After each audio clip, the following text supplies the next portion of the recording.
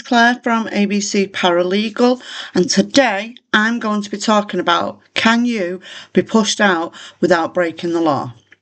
So these are things, they don't happen overnight, there isn't one major event, there's no dramatic court order, no single decision, just a gradual feel that your role in the child's life is becoming smaller and smaller. So, let's talk about this. One of the biggest misconceptions about family court is something dramatic has to happen before a parent stops losing involvement, but that's not true.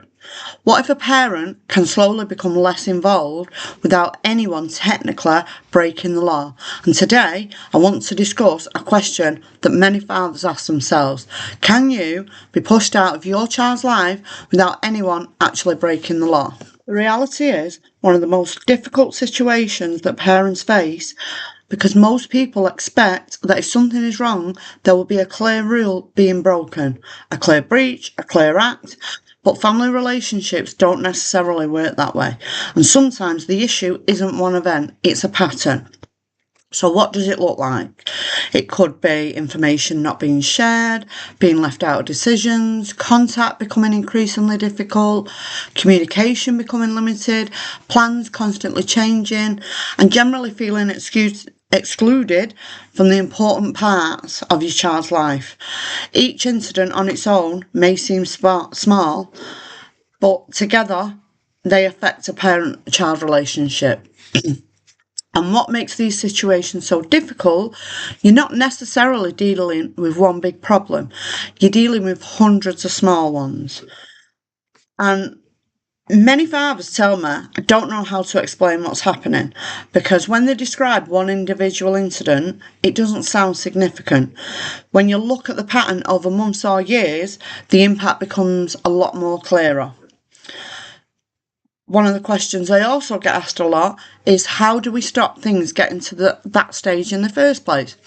Because prevention is always better than trying to repair a broken relationship after it's already done. The moment communication becomes about winning arguments rather than supporting the child, problems often start to grow.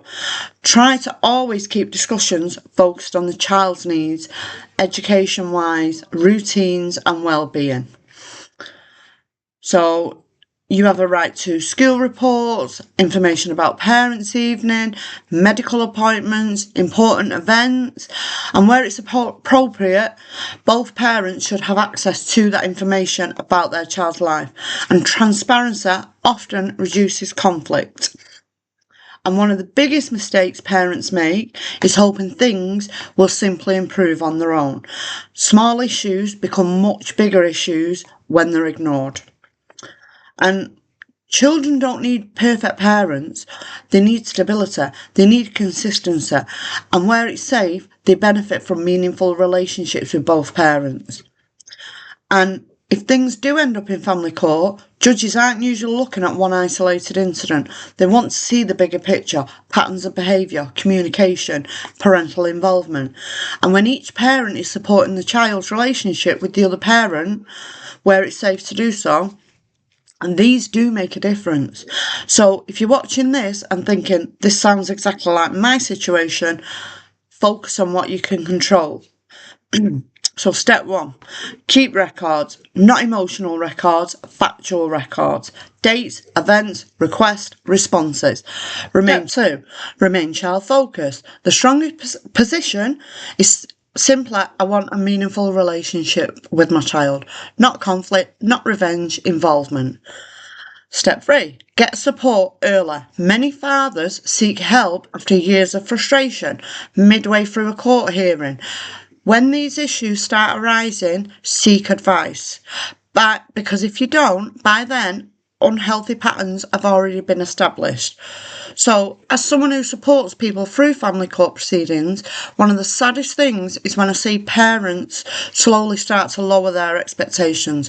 Not because they don't love the child, but because they become exhausted. And whilst parents are often focused on the conflict, it's the child that loses out, because children benefit from meaningful relationships, stability and connection where it's safe to do so. So Coming back to the question, can you be pushed out of your child's life without anyone actually breaking the law?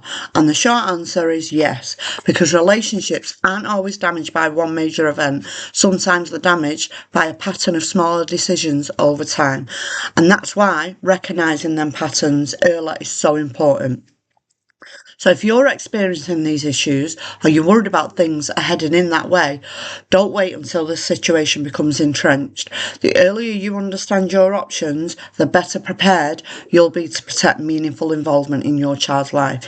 If you need support navigating family court proceedings, you're welcome to get in touch. So, in episode 5, I'm going to be discussing something that doesn't get talked about very often. Why some fathers stop fighting. Because many fathers don't stop fighting because they stop caring. They stop because they become emotionally, mentally and financially exhausted. And that's a conversation that we need to have.